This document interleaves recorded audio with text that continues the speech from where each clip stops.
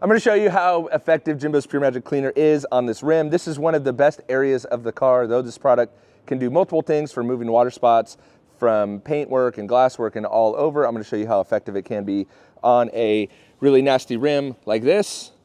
And so what you're gonna wanna do is just take the Pure Magic Cleaner and spray it directly on. You're gonna wanna let it dwell for about 30 to 60 seconds, but it's important that you don't want it to actually dry on the surface. Another benefit to this one is the sprayer that it comes with. You could simply just twist it, and then it's gonna help you to get back into the barrels of the rim with that steady stream. So you could go all around the caliper.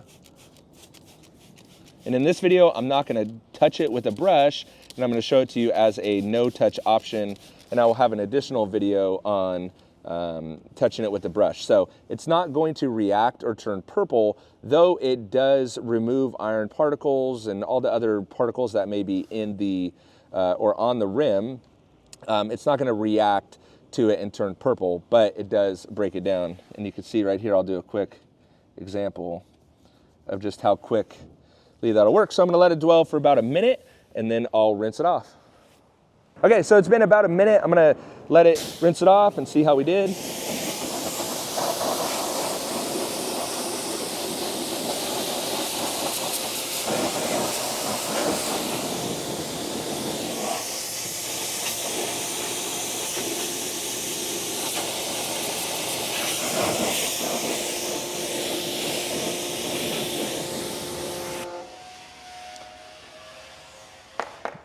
Woo! And if you could see the before and the after, show it right here, Bryant.